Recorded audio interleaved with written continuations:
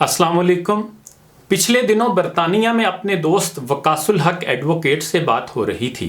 उन्होंने बताया कि यहाँ से भी जब मैंने यूरोप के एक दो मुल्कों में वीज़ा के लिए दरख्वास्त दी तो साथ मुंसलिक करने वाले कवायद के बारे में कहा गया कि अंग्रेज़ी में नहीं बल्कि उनकी कौमी ज़ुबान में तर्जमा करके मुंसलिक किए जाएं। दूसरे लफ्ज़ों में जर्मन, फ्रांसीसी, डैनिश लोगों के इस मामले में रवैये का मतलब ये होता है कि अंग्रेज़ी का रोब ना झाड़ें, हमारे पास आना है तो हमारी ज़ुबान में बात करें या कम अज़ कम उसकी कदर करें। इसी हवाले से पिछले दिनों साबिक आईजी पुलिस जुल्फ़कार चीमा साहब ने लिखा है। वो लिखते हैं कि कोशिश के बावजूद कोई ऐसा मुल्क नहीं मिला, अफ्रीका के इंतहाई पसमानदा खित्ते में भी नहीं, जहां नई नस्ल अपनी कौमी ज़ुबान ना पढ़ और ना लिख सकती हो, जहां अपनी कौमी ज़ुबान को हकीर समझकर नज़रअंदाज किया जाता हो और सरकारी दफ्तरों और अदालतों में कोई गैर मुल्की ज़ुबान राइज हो। अगर कौमी ज़ुबान के साथ हमारा तर्ज़ अमल ऐसा ही रहा तो उर्दू का मुस्तकबिल मखदूश हो जाएगा, बल्कि इसका ज़िंदा रहना मुश्किल हो जाएगा, जिससे इस कदर नुकसान होगा जिसका अंदाज़ा हमारे तसव्वुर से भी बाहर है। सिर्फ दुबई और अमेरिका में होने वाले चंद मुशायरों से उर्दू को ज़िंदा नहीं रखा जा सकता।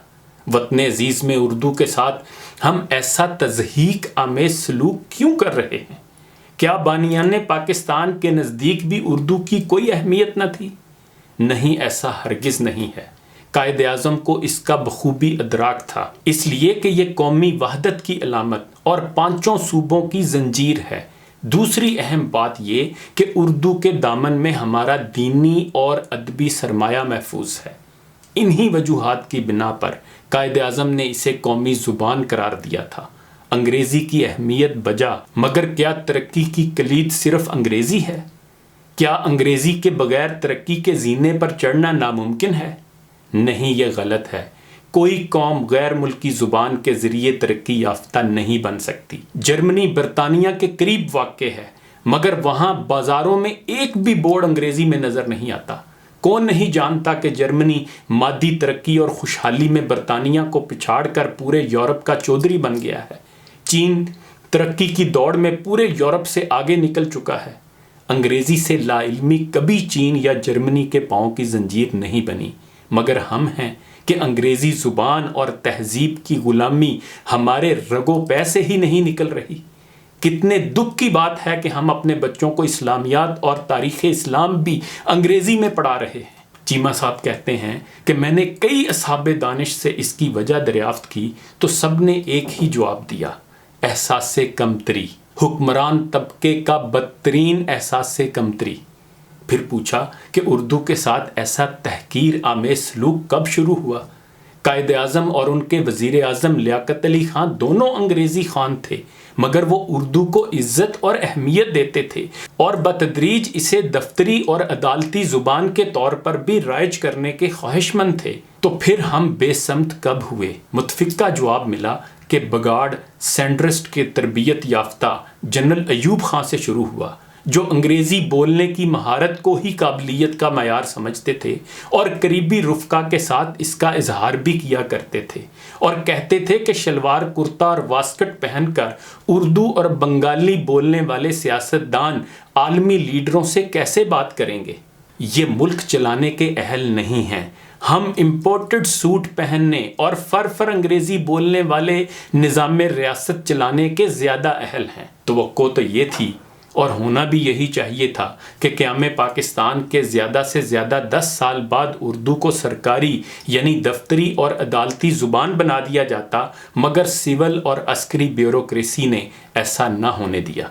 चूँकि अंग्रेज़ी में महारत की बुनियाद पर ही वो मुल्क पर राज कर रहे थे, उसी महारत ने उन्हें बरतरी और हक़ हुक्मरानी अता किया था, लिहाजा उन्होंने अपनी बरतरी के खुद साख्ता पैमाने को ख़त्म नहीं होने दिया, बल्कि अंग्रेज़ी की गिरफ्त और बालादस्ती को मज़ीद मुस्तहकम किया।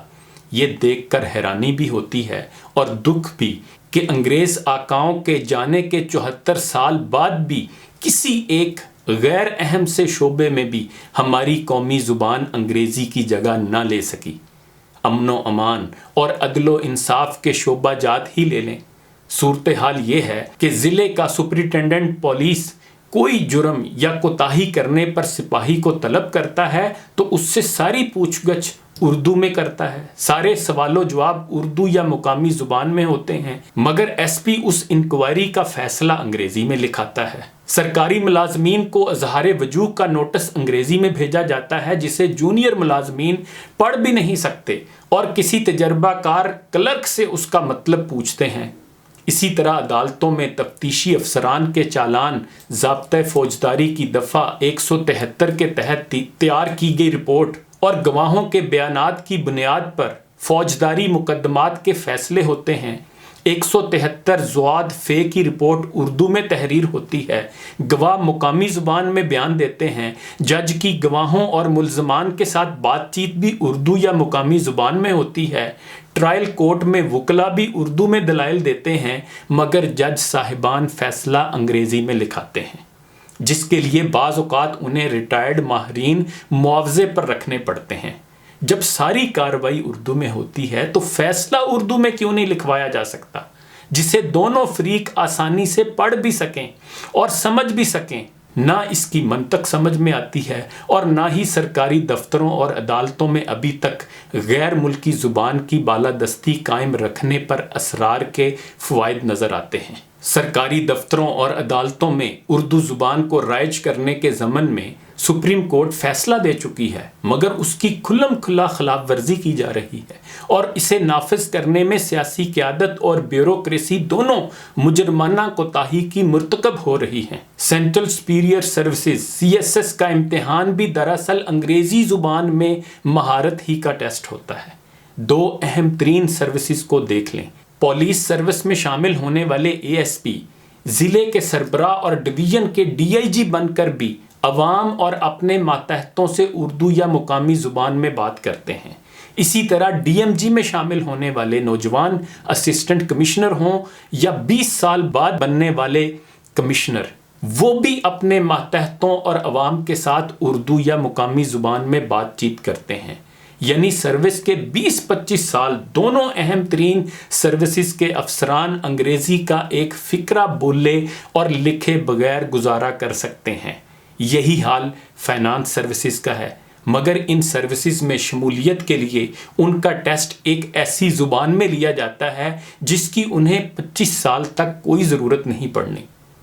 سمجھ نہیں آتی کہ ہمارے سول سرونٹس اپنی سروس کے 20 سال جس زبان کا ایک فقرہ لکھے بغیر بخوبی گزار سکتے ہیں اور اس زبان کی انہیں ایک دن بھی ضرورت محسوس نہیں ہوتی، تو پھر امتحان اس زبان میں کیوں لیا جا رہا ہے؟ چیمہ صاحب مزید کہتے ہیں کہ میں نے کئی ایسے بیوروکریٹ دیکھے ہیں جو محض اعلیٰ انگریزی میں تیار کی گئی پریزنٹیشن سے حکمرانوں کو متاثر بلکہ مرعوب کرنے میں کامیاب ہو جاتے ہیں، حالانکہ فیلڈ میں وہ بالکل ناکام ہوتے ہیں۔ شہری پس منظر رکھنے والے کئی ایسے افسر بھی پورے محکمہ زراعت کے انچارج یعنی سیکٹری بھی رہے ہیں جو سمجھتے تھے کہ گندم درختوں پر اگتی ہے۔ انہوں نے صرف انگریزی میں مہارت کی بنیاد پر اپنی نام نہاد قابلیت کی دھاک بٹھائی ہوتی ہے۔ چیمہ صاحب مزید لکھتے ہیں کہ میں نے فیلڈ میں بھی اور اعلیٰ سطحی اجلاسوں میں بھی دیکھا ہے کہ کئی عوامی نمائندے انگریزی دان افسروں سے کہیں زیادہ ذہین اور دانش مند ہوتے ہیں۔ وہ علاقائی مسائل پر جب مقامی زبان یا اردو میں بات کرتے ہیں تو شرکا متاثر ہوئے بغیر نہیں رہتے، مگر چونکہ وہ انگریزی نہیں بول سکتے اس لیے وہ محکوم ہیں اور انگریزی بولنے اور لکھنے والا بیوقوف اور اب نارمل ہوتے ہوئے بھی ان کا حاکم ہے۔ افسر اور عوام ایک ہی زبان میں بات کریں گے تو جعلی قابلیت بے نقاب ہو جائے گی۔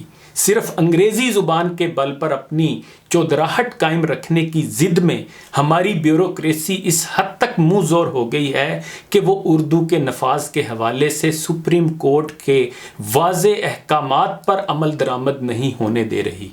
ان تمام مسائل کی وجہ مجھے تو صرف ایک ہی معلوم ہوتی ہے، ہم غلام تھے، ہیں اور ابھی مزید رہیں گے جب تک ہمیں شعور نہیں آتا۔ اشرافیہ کی حکمرانی قائم ہے، سٹیٹس کو قائم و دائم ہے، اس لیے ہم عوام فی الحال اس شعر سے ہی گزارا کرتے ہیں کہ اشارے پر ہی ہنسنا تھا، اشارے پر ہی رونا تھا، مجھے تھا گھومنا دن بھر، میں مٹی کا کھلونا تھا، ہوا ہے آپ کے ہاتھوں تو اس میں کیا برائی ہے، ہماری آرزوؤں کا کہیں تو خون ہونا تھا۔ انہی گزارشات کے ساتھ اجازت چاہوں گا، اپنا خیال رکھیے گا، اللہ حافظ۔